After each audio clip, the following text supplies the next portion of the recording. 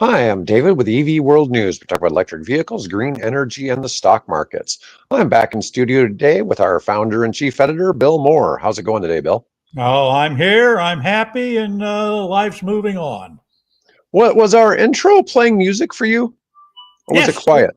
yes, it was. It kind of truncates it from what I hear, though. It was quiet for me today. That Yeah, was really odd. I thought maybe all of a sudden I'd lost audio. I thought we had So, all our audio problems solved. yeah, well, that one was kind of odd. Right before we started, we were talking a little bit about California. So, what's going on with the price of gas in California? Well, I think I saw something that we're going to see possibly $6, $8 a gallon, something like that. Again, don't quote me. I've got an old man's lack of memory anymore. But it was. I think wow. I think it was around $6 or and up. So Okay, okay. I was just kind of wondering. Like you were saying Biden's before the fault. show, that's like Europe. And the Yeah, thing is, it's. when you Go ahead. in the rest of the world, it seems crazy to drive a full-size pickup truck or a full-sized SUV like here in the U.S. And a lot of that is because you just really couldn't afford to drive one of those in a lot of No. countries where gas is expensive. Yeah. So they're really 12, rare 15, vehicles. yeah, 12, 15 miles a gallon with a SUV or a pickup truck. Yeah. Yeah, and you wonder why people are converting to electric cars faster in some of those places. It's like, like I've said before, market dynamics really are going to drive a lot more of this than Yep. just trying to push mandates and stuff like that. And as gas prices get pushed up, um, there's a lot to say for that. I mean, you look at the number of people who had asthma problems and everything when coal was more prevalent, and there's been a significant drop in that. So you have all these drops and health issues. I mean, even forget about environmental issues. If you just consider people with breathing issues in cities and things like that, and you start chopping back on fuel consumption and switching to electric, it just makes people healthier in general. It's Yes. Yeah, just, well, they found but that when they found I forget what was it, like a 25% of the vehicles in was it Marin County or one of the counties out in California where they had the higher concentration of electric cars. They saw a marked decrease in the number of emergency room admittances due to childhood asthma. isn't Marin County where the Seventh-day Adventists live? So there's a religious group that lives in California they're considered to be one of the blue zones for health purposes that are extremely long lived. And it happens to be very concentrated. I think that's the county where they're in that has extremely long life expectancy. And that's interesting that they've seen that with the adoption of electric cars there as well. Yep. So it's just, you know, it's probably just, it could be coincidental, but that's something it's been a blue zone for a long time. So before electric Yeah. cars came around, but it's just, the people really concerned with living a long time are probably earlier adopters of Yeah, EVs. I'm concerned about living a long time. There you go. There you go. Um, Oh yeah, I mean, yeah. yeah, it's one of those things. Health should be something that's in everybody's mind. Well, let's talk about California's new hydrogen subsidy sinkhole. 13 cars, millions spent, negative impact. Oh, this is definitely a hit piece on hydrogen. They talk about Yeah, 13 yeah. cars. This is just like when my friends always bug me about the NEVI program and the 8 chargers that they think each cost $1 billion each, kind of thing. And this sounds like it's going to be one of those, Well, it's not. He's not. stories. The author isn't quite that negative, but he is questioning the fact that was that the best spend. Best way to spend $3 million was to buy, well, basically lease. 13 Toyota Miras and have one hydrogen station for Riverside County, and to use it, you have to have a reservation. Was that the best way you could spend money? So, it's just like you test things, and to test things, it costs money. It's just that's the nature of the beast. Yeah, I think you're always going to have to have some help from the government with a lot of these projects to make some of these things work. I mean, Bill and I are realists about hydrogen. We're certainly not bashing hydrogen. I mean, it's a great idea. It's clean. You know, what do you get comes out of the exhaust as water. I mean, Yeah. you couldn't ask. Distilled water. Distilled water, yeah. And it's just such a difference versus exhaust. But it's just the fuel produced is just so damn expensive. And we figure it was 6 to 7 to 1 what running an electric car costs. Yeah. And so it's just hard to fathom just in winning in economics. And I hear people all the time talking about how, oh, you can just put water in it and drive it and it'll split the atom and it'll do all this. Like, no, it's not quite how it works. You know, it's a great idea. I keep hearing these things, people telling me how, you know, you're just going to power the cars with water and it's going to burn the hydrogen and put oxygen back in the air or something like that. And it's like, yeah, it just doesn't quite work like that. Magically. Yeah. Yeah. And I, you know, we wish it would. I mean, it'd be great. You'd have an enormous swap over from gasoline to hydrogen because it'd be the same system. Everybody'd swap. The economics would change. Just take a garden hose and stick it in your gas, where your gas used to be, and presto changeo. You know, you've got a car running on running on water. Water. Theoretically, it's possible, but you know, those two atoms really like to stay together, right? You got a hydrogen, you got oxygen, well, H2O, so you got two hydrogen and one oxygen, and they really like to stick together. So how do you get them apart, right? As I've been studying stuff about these small nuclear reactors, one of the things that they're efficient at producing is green hydrogen. Yeah. And because what do you have? You have fission. You're splitting the atoms. And fission, splitting, right? Yeah. And you know, so it's kind of funny that it comes up with green hydrogen as one of the you know, extra efficiencies of the procedures, you know, but it's still not that much. Okay. Well, ideally, what we don't want green hydrogen. Ideally, what we want is white hydrogen. And what is that? Okay. White hydrogen is the hydrogen that comes out of the earth in natural form. Okay. This is pretty cool. They have found a reservoir, and I forget the amount. It's huge. Reservoirs of white, naturally produced hydrogen in the Earth's crust from the Rocky Mountains to the East Coast. And what happens is there is the earth, when you get down deep enough, the rocks and things have a certain radioactive property about them. And that radioactive property actually causes changes that ends up as one of the byproducts releasing pure hydrogen gas. And like oil, it gets trapped in the pores of the rocks and things. And so they have, what was this, last week? I came across this article that there's this reservoir, huge. I mean, including Nebraska, by the way, of reservoir. Now, how deep is it, and how do you get down to it, and how do you recover it? That's above my pay grade. But it appears that we've got this. Well, now they're calling it white hydrogen. You know, you got black hydrogen made or gray hydrogen made from fossil fuels. You got green hydrogen made from renewables, and now you got white hydrogen, which is just hydrogen gas.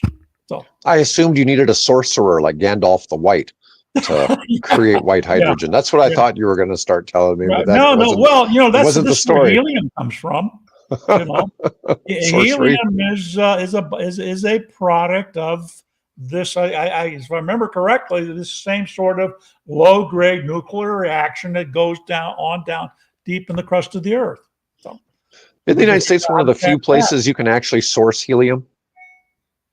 Pardon? I remember seeing something once that like the United States was one of the few places you could actually source helium. That's why it Yes. never took off in dirigibles. Other than outside of the United Yeah, States, well, was yeah, because exactly, and I think it was associated with natural gas and oil deposits or something like that. Again, not a chemist, a degree is in theology, there you go. but God works wonders. But anyway, Yes. what's going Um, on? Something's happening down there in the Earth's crust. Apparently, it also produces pure hydrogen gas, not bound up, with oxygen to make water. So anyway, we'll see. yeah. We're going to move on from hydrogen. Yes, We're going to please go do. on to a more interesting article about California. Okay, so we're not bashing on California today. So No. this is exciting. So we've talked about gravity EV chargers before. They had the one charging station in a parking garage in New York City that if you have the right car with the technology on it, you can add 40 miles per minute with charging. Oh, So wow. Gravity is opening 8 locations with 500 kilowatt 5-minute EV charging across Los Angeles this year. Okay, And those, so if I remember, those 8 stations each have, they call them piles. I don't know why they're called piles, or DEAPs, distributed energy something or another. So each one of those sites will have, I think it's 12 charging points. So this is interesting. So Gravity does more than just EV chargers. They also run a cab company in New York City, and they run all Ford Mustang Mach-E's. So they Oh, run this all is electric cab company starting in like 2021. So this is Gravity, the EV charging company. So okay. I Now think I they have, actually, my bad. I confused this with lucid gravity. yeah. Oh my, okay. That's easy enough to get Yeah. mixed up. Yeah, so this is a charging company called Gravity, but it's also their focus, they claim it is on sustainable fleets and infrastructure. And they started out with their own in 2021 with a fleet of all electric Mustang Mach-E's. And somehow they got into producing their own really high end charging stations. And I High don't know end what and these have. reliable. Yeah. 500 kilowatt hours. Um, let's see. The technology caught the eyes of Google Ventures, which led to a successful seed funding round for an undisclosed amount. This was in late 23. By March 24, they opened a new gravity charging center with 24 500 kilowatt distributed energy access points. Now that was in New York. Okay. Um, now they adapted, they call it the DEAP, deep EV chargers into trees. It just says trees in quotes. It says they're going to be easily installed curbside to make charging even faster or more convenient for city drivers. The company also boldly stated a goal to overtake Tesla as the largest fast charging network in the U.S. Yeah, well, good luck with that. Yeah. It'll Okay, take a while. yeah, you might be able to do it in 20 years. But anyways, they're bringing the 5-minute charging to California. They'll have approximately 12. Oh, each location will have 12 of Right. these charging hookups Right. and can deliver rates twice as fast as Tesla, which currently top at 350 kilowatts. Now, the issue, once again, this probably is more of a Mike Herzog topic, but getting the infrastructure to run those. I mean, we reported a couple of weeks ago on cattle trying to set up some chargers in China that are 1.2 megawatt chargers. I was like, you're starting to get to ridiculous Yeah. levels They're, of they're, they're, they're down below the headwaters of the Three Gorges Dam. mhm. So Yeah, but yeah, and Joel, these are the mainly these are things happening over in Siberia where they've got these blowouts that are happening. I don't know if it happens all the time, but because that's a pretty big area and pretty sparsely populated, but it does happen. That methane gas causes cave-ins and I don't know if they're actually exploding. I think it's more of an issue of permafrost melting, and you've got these cave-ins that are happening. Mm. Yeah, that's pretty deep, 450 feet. Oh yeah, well they're big. There's no question. These things are big, and you can spot them from satellite images. So yeah, it's a problem. So, this is pretty significant, though, that people in Los Angeles are going to be able to charge 200 miles onto a car in 5 minutes. Yeah. Especially, so if they're I thought it lists the article, by the way, if you live in the LA area, the article lists where they're going to be located. The one that struck me was East Pasadena. I used to live near Pasadena, so I'd have one of those chargers near me.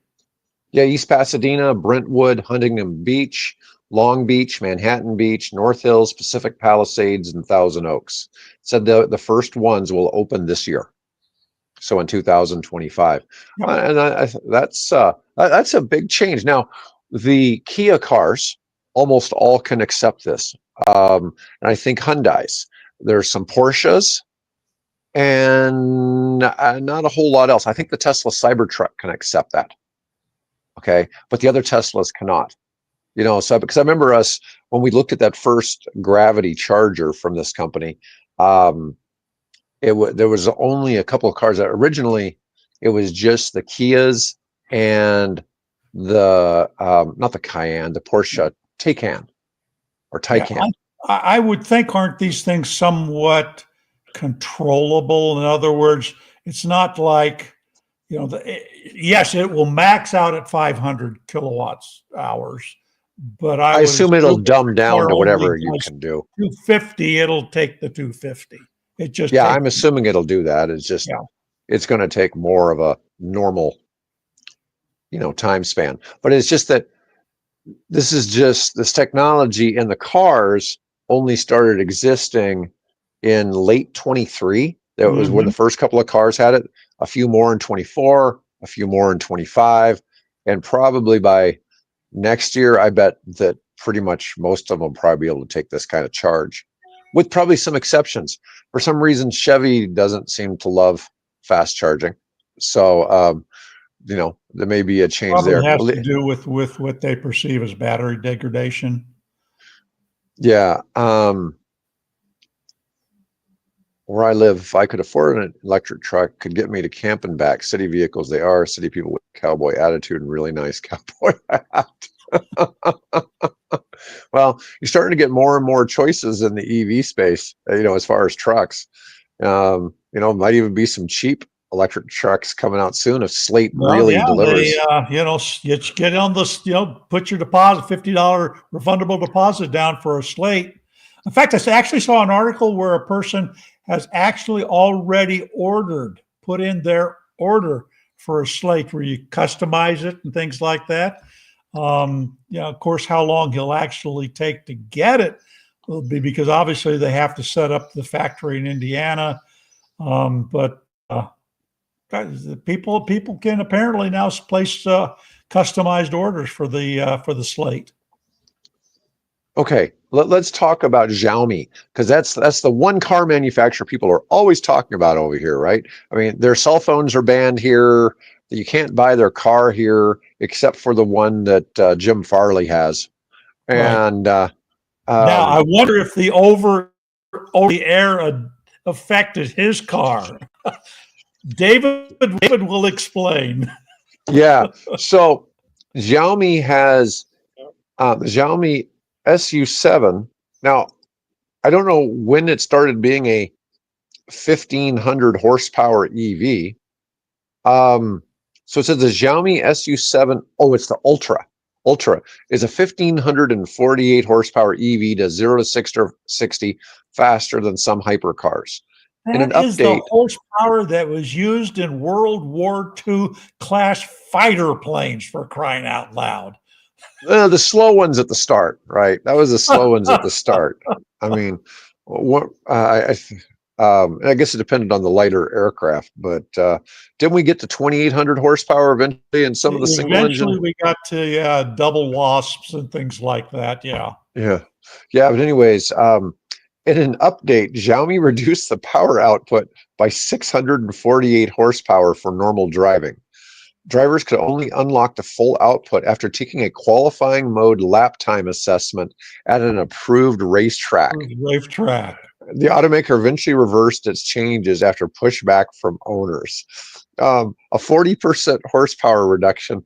I mean, I'm surprised people really even noticed when you drop down to 900 horsepower. Holy cow. Yeah, it's still, what did they, what was it, 0 to 60 in 1 point, something like that. Just, what's the G forces of something like that? Yeah. But hey, if you spent good money, on for that supercar, man, you want it. Don't take it away. Which is interesting because they were able, just by a simple software, to take and cut your horsepower by 600 horsepower. Wow. As they point out, cars are no longer mechanical things. They're rolling apps. Yeah. All right. We got a question here. What was the fastest single prop fighter? So if you were really looking at one that actually was mass made, it would be the P-47M. The P-47M, when it was in theater, was tinkered with to get up to achieve 520 miles per hour in straight line flight. I think it was called the German TA-55 was faster though. There was a version, there was a German aircraft that looked like the ME-109 with a longer nose that was faster than that yet, but they only made like 20. Had one that was a pusher-puller setup too. That was a Daimler engine in the front, a Daimler engine in the back, and that one was well over, I think, was 500 miles an hour. Yeah, those just weren't many made of those. It didn't have any. No, it didn't. Outcome. I don't think there was a handful, and mainly those were just probably test prototypes. They never saw any serious combat. Yeah, but that P-47M, most of the P-47s were D models, but the M model came out in 45, and it was really a rocket ship. Anyways, just don't get it in a dive. In fact, I just watched a YouTube video yesterday about how the Lockheed Constellation was engineered, and one of the problems they ran into the engineering that went into the Lockheed Constellation, the Connie, came out of the P-38 fighter, and they had problems with the wing, because the wings that were used in the P-38 were essentially the same wings that were used in the Constellation, only obviously larger. So they lost some pilots because of this compressibility issue. What happens when basically you set up a shock wave in front of the, or on the top of the wing, which disrupts the flow, and suddenly the airplane doesn't have any lift anymore. So they had to find ways around that. But all those aircraft back then, they found out that adding horsepower to those aircraft was only made them more dangerous to the pilots. So they could figure out how to get around the compressibility. All right, back to electric vehicles. Yeah, back to electric vehicles. Our second passion after aircraft. After aircraft. Please don't distract us by asking us aircraft questions. Even though we bring aircraft on here a lot. You see the two models up there, right? Those are airplanes. Yep. From my days in the airline business. So I wonder what one of these 1,548 horsepower Xiaomi's costs. I don't know. Okay, let's see. The full deal goes 1.98 seconds, 0 to 60. So the Tesla Model S Plaid is 1.99. So I guess they just needed to be 1/100th of a second faster. 1/100th of a second faster, right? Customers are paying the equivalent of $73,000 for. Wow, that car is only $73,000. Now their other one, the base SU7, is what, $30,000, and it Something looks like just that. like a Yeah. Porsche. I mean, Yeah. it's nuts to think that they can do that. It's funny though. You have to go to an approved racetrack and do a qualifying lap to Yeah. get. Well, and it that kind of makes sense because really, do you want an inexperienced driver with the performance of an F1, an F1 racing car on the street next to you? If you Yeah, that's power that you need to learn how to carefully control and manage. I my wife, since my wife has been driving my Fiat 500e, she has experienced this. Oh, this is really fun to drive. Yes, dear, it is fun to drive because it's quick. Not this quick, but that's something that you should have some kind of a professional certification that you can handle that much horsepower safely and not endanger yourself or the people around you. yeah. All right. Let's talk a little bit about our favorite locally owned electric car manufacturer, BYD. They're not locally made; they're just locally owned, It's right? locally owned, yes. Locally owned. Yeah. Well, So I mean, BYD. you know what? They have what, 10% eight, share, eight something or like 10. Yeah, it's something like that. that. I think they owned 12 at one point, and they've reduced it to 8. Yeah. Yeah, Something. but so sources state BYD is targeting half of its vehicle sales to come from outside China by Mhm. 2030. Now, this is kind of amazing. I hadn't really thought about the fact that now Tesla sells 1 million cars a year in China. Okay, but there Tesla and BYD worldwide are neck and neck for EV sales, but BYD pretty much sells most of its cars right there in China, and Tesla does too. It's interesting to see because that market is so large. BYD is hoping that sometime in the next 5 years they can get half or more of their sales to come from outside the country. Outside of that, yeah.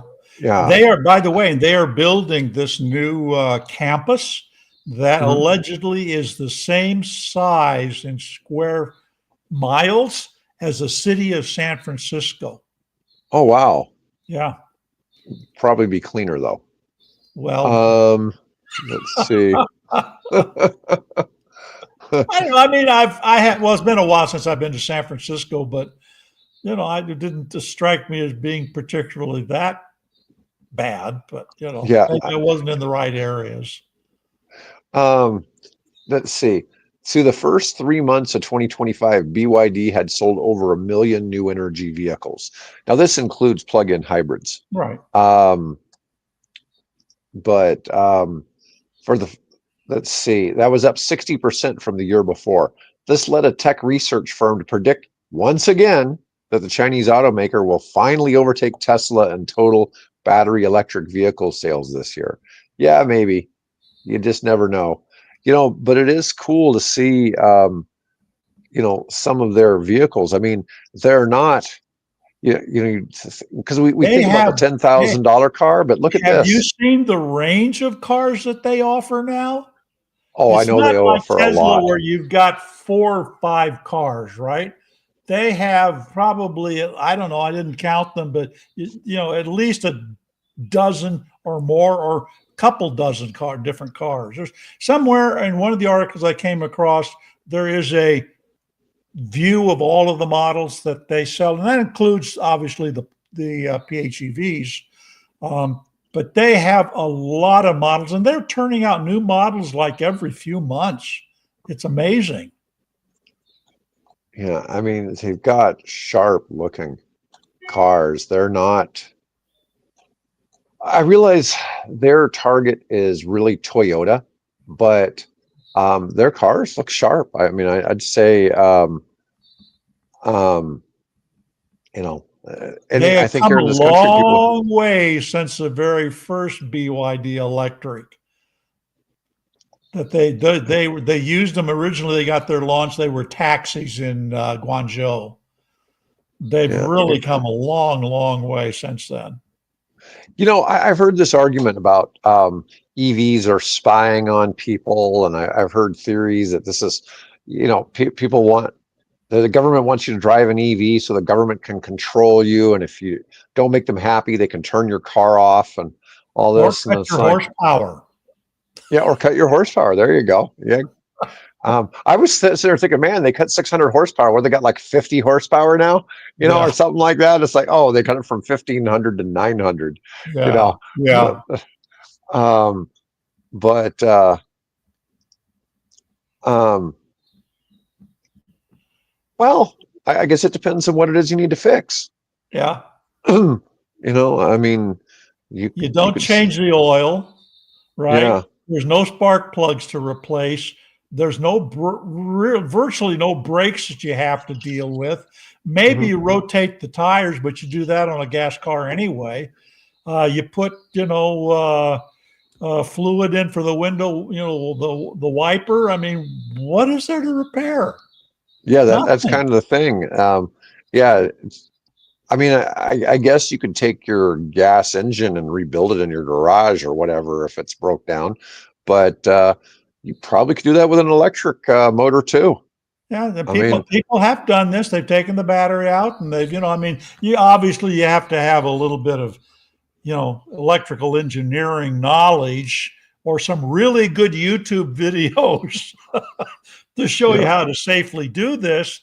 But for the average person, when I owned gas cars, I changed my own oil, right? I didn't, my knowledge beyond that that's where it stopped right there. It was a messy job. I hated doing it, and I didn't know what the heck to do with the used oil when I was done with it.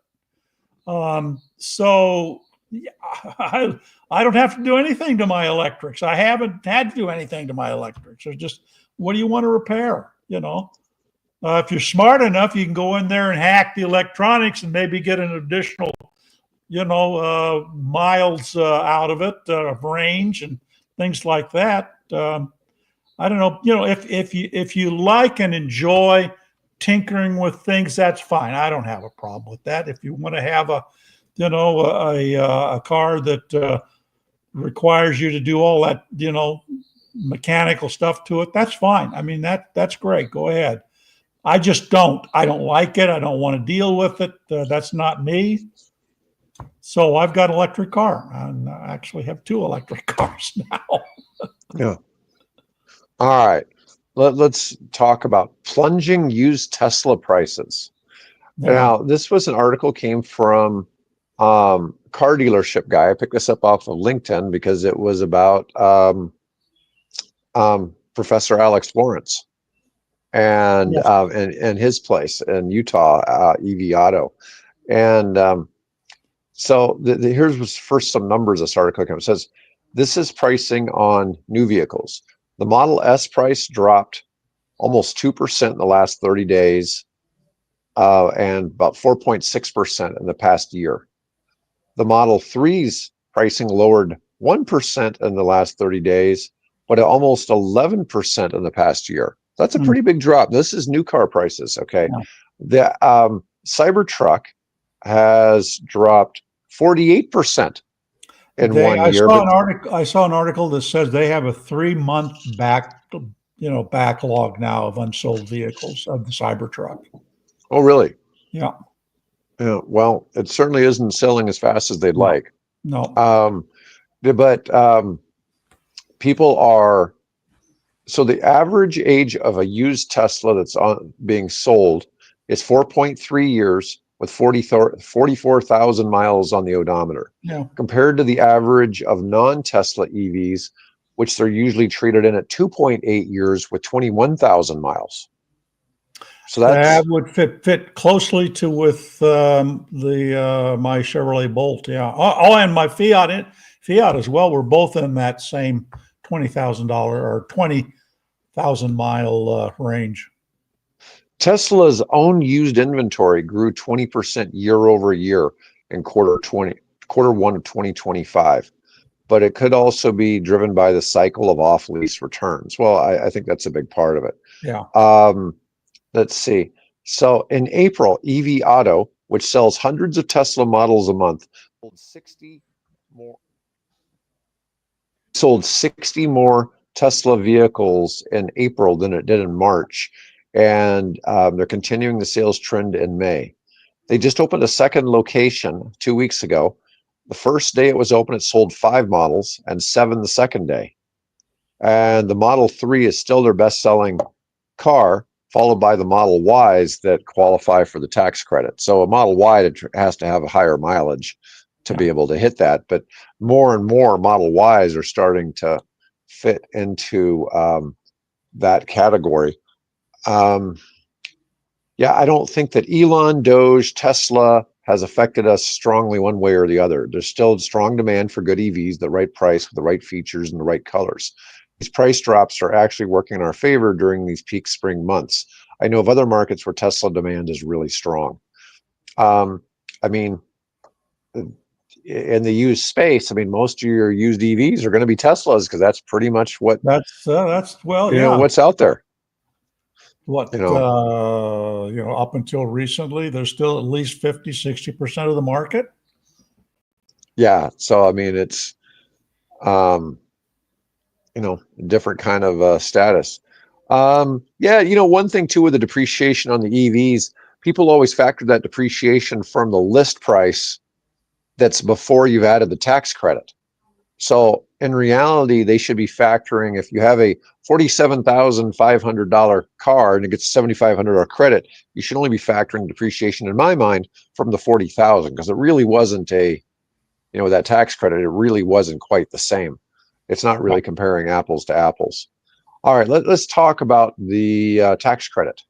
House Speaker Mike Johnson says that while they're not sure, he says it's more likely they cancel the 7,500 than eliminate it, but they didn't talk about the used credit. So I would have thought they'd get rid of the used credit before they get rid of the new one, because there was a comment about $4,000, and then there was another one about $1,000. I'm not aware what that $1,000. That's for home charging. That's for your infrastructure for the house. Yeah, they're talking about eliminating that, but it's certainly not for certain. And you got some people from both sides of the aisle now. You're starting to get some Republicans who are against, getting rid of some of these things. So that's definitely. There's, I think, an article I just posted this morning that we're going to get to that. Georgia. We're going to get to the Georgia article. Yes, I've got that on the list today. Opposing it because of its impact it is having on the electric vehicle, manufacturers in his state. Yeah. Oh, there's no question. It's huge for them. So Musk says that if you take away all the EV tax credits, it'll only help Tesla. Other countries like Germany and China both got rid of their EV incentives. And while they did see some decline, they're right back rolling again on those on the EV sales.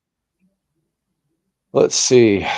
Has China actually removed their I think they simply reduced it. I think it's reduced. I don't think they did away with it. I think they reduced it. Yeah. Let's see. Let's talk about Georgia. So over there, let's see. Georgia U.S. senators warn Trump's proposed budget threatens to gut states' growing EV manufacturing. So Republican Governor Brian Kemp is constantly going around championing the state's emergence as a leader in EV production, and he wants to make the state the country's EV capital. I mean, they have favorable, right to work laws and stuff like that, which is why the company's situated there. But we have all this foreign investment, particularly Hyundai. But you've also got Rivian was opening a place, and now they're not going to open it. The latest article I just posted this morning is that they apparently are going ahead with it, and they're relaunching production next year. Yeah, That all depends on what happens to that $2 billion, 2.6, whatever it was, $billion that the Biden administration gave them. Is that going to go away? Is it going to meet the fate of NPR and the public broadcast? Apparently, just got their funding cut. Yeah, well, it'd be interesting to see, because I know like some of the stuff that got passed out of the loan program office between election day and when Trump was inaugurated, the Department of Energy, the current secretary, has talked about rescinding some of those loans. And I don't know. The loan program office has had pretty good success as far as the companies that supported. If anything, what we learned from having Jigger Shaw on our show was that they probably didn't approve enough loans, because they were a little too stringent on the rules. Yeah. And some of that was, it wasn't so much, I don't think it was so much that they were concerned whether the company would make it or not, as much as they couldn't get people to submit all the right documents. And that's kind of a challenge when dealing with the government on anything. It's like this whole NEVI thing. The NEVI thing had all of these roadblocks for all of this analysis of evaluating if this was a good location and all this other stuff. And you wanted to be responsible with taxpayer dollars. Yeah, and it was overly burdensome. Yeah. It was overly burdensome to actually get any charging stations installed, and that was a big reason why they never went anywhere. But the money didn't really get spent either. It couldn't get approved. The conditions were too burdensome for people to actually get it through. But on the situation with Georgia, if the IRA pieces were cut, it could result in the loss of 42,000 jobs in Georgia that were created as a result. There's 50 clean energy projects worth more than $28 billion in Georgia, has made the state a national leader in clean energy. Let me see. The IRA tax credits supported hundreds of billions of dollars nationwide in funding and loans to various industries such as solar and electric vehicle manufacturing. The thing is, these loans get paid back. I don't know about so much about, talk about tax credits, but tax credits were more for the cars. I don't know that there was really tax credits for the manufacturing, but there was a lot of tax credits applied in various ways. I mean, California has its own tax credits, particularly on commercial vehicles, trying to incentivize, sales. I wonder if Kemp is being, and the people in Georgia are being the victims of a little revenge politics here. Yeah, I don't know. 4 Senate Republicans and 21 House Republicans have urged their leadership to preserve the clean energy tax credit. Yep. And that's enough to prevent them from being repealed in both parts of the government. So, because there's not a really big, what is it? The Gulf, it's like 51-49 in the Senate. And I think the Republicans have like 12 more people in the Congress, something like that. It's not a real big difference. No, it's very slim margin. Yeah. Yeah. But Kemp was the guy that recorded the infamous phone call. All I need is whatever it was, some number of votes, so that was Kemp. And then, of course, the state of Georgia, or the city of Atlanta, took his, basically arrested him. Is that the term? I don't know if that's the term. And had his mugshot, which of course he then used for a political, his political. It hangs in the White House. It hangs in the White House now. Yeah. So I'm I think there's a little bit of payback going on here.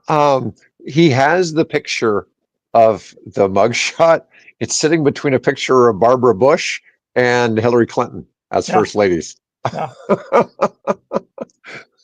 Anyways, Senator Raphael Warnock says Trump's taking aim at the EV industry by pushing for repeal on the $7,500 tax credit on electric vehicles is counterproductive and a political error defined by gridlock. Everyone can agree that we should protect investments that are spurring good-paying manufacturing jobs. And I think this is a big thing. We absolutely need the EV sector in the United States to succeed, or we're going to have no auto industry in the United States. Exactly. Because Yeah. the guys over there in Guangzhou and Shanghai and elsewhere, they're just what did we just talk about it? BYD wants to have half of their sales outside of China by Mhm. 2030. Yeah, Yeah. you can kiss the American automotive industry goodbye with this short-sighted, policy. Yeah, I find it disheartening that so much, and it's gotten way worse in the last, let's say, 12 years or so, that everybody votes strictly across party lines. You just don't see very many people ever don't go along with either the Democrat or Republican Party when it's, vote on something in the Congress and the Senate. And in my mind, once again, like I've talked about how I'm a proponent of states' rights. How can something that's good for Florida mean that it's good for Nebraska? Or something that's good here is good for somebody else. Okay. If I'm in government and I'm, a duly elected by the people of Nebraska, I should be representing what's good for people here. Okay.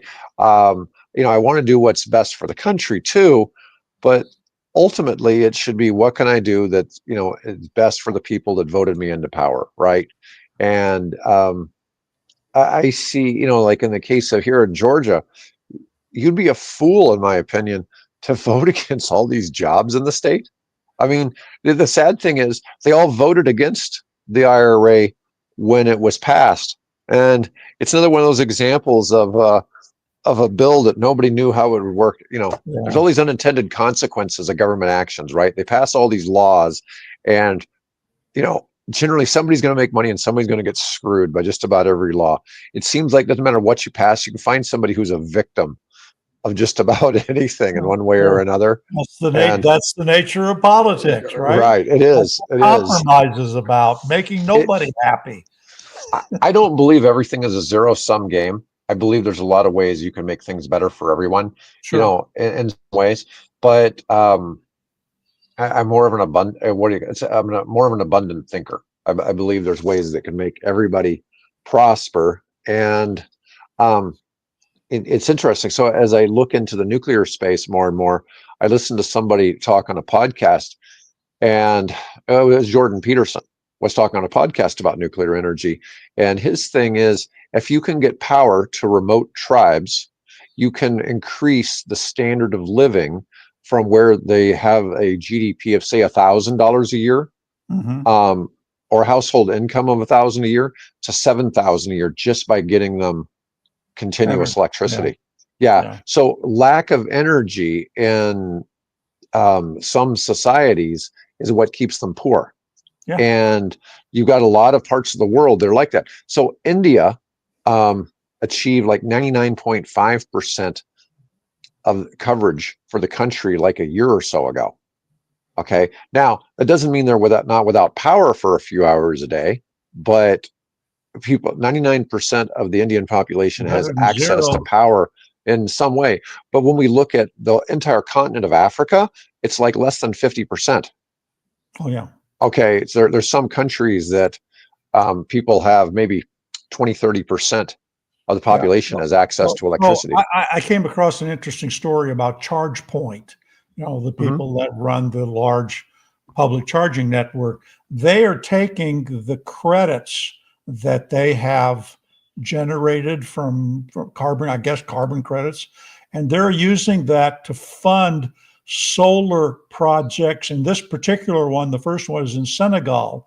So they've got basically solar panels and a 40-foot or 20, I guess a 40-foot shipping container has all these solar panels, and they set these things up, and they are providing basically a microgrid to a village over in Senegal right now, just simply financed from the credits that they have generated by providing Americans with the charging network for their That's EV. a pretty cool deal. That's a pretty cool deal. Yeah. But it's just interesting to see that. So Trump talks about this a lot, about how making energy cheaper makes drives the American economy, and there's some truth to that, but it's not the same effect as it would have like if you got power everywhere in South America and Africa and Asia, and the whole world has access to power. You start bringing the people who are still in poverty out of poverty. Not to say that $7,000 is making people rich, but if you're 7xing their household income, it's probably going to make some kind of quality of life improvements. So I thought that was a very interesting. There's a really interesting book, and I think it was made into a documentary or a movie about the what was it, the boy who tamed the wind or something like this. And this is a young man in and I forget the country he was in, I'm sorry, Uganda or somewhere, who took scrap pieces of things and built his own wind generator and provided electricity to his immediate household. And it's an incredible story. And he ended up getting a scholarship and came over here, and I think he's given TED Talks and things like that. There's so much ingenuity there that just needs the opportunity to be expressed. But they're never going to get it, living in the dark that they do now, Well, you think about it, before electricity came along, places that were not paper mills, but sawmills would locate beside a river, and they'd use hydropower to spin the blades. Yeah, they'd use gravity. So it wasn't like they were generating electricity, but they were figuring out how to turn a wheel in the water and make that wheel go to a saw blade somewhere in the shop and spin the saw blade. Right. Or grist the mill. We have one here just down the center part of Papillion where the park is down there. That used to be a water powered grist mill down there, the little Boy Scout cabin and everything there. That's how they powered it. Thing was built like in I think right after the Civil War, 1868, something like that. Yeah, it's just interesting to see how technology for power has come along, and wind has powered the Great Plains here for 150 years, right? Yeah, pumping water. Yeah, well, and you look at the same thing in Holland. They've pumped water with windmills. Drained their dikes or drained the pretty crazy land to think behind about. the dikes. So yeah. All right, folks. Well, thanks for chiming in today or tuning in. Bill and I will be back next week, and otherwise, everybody have a great day.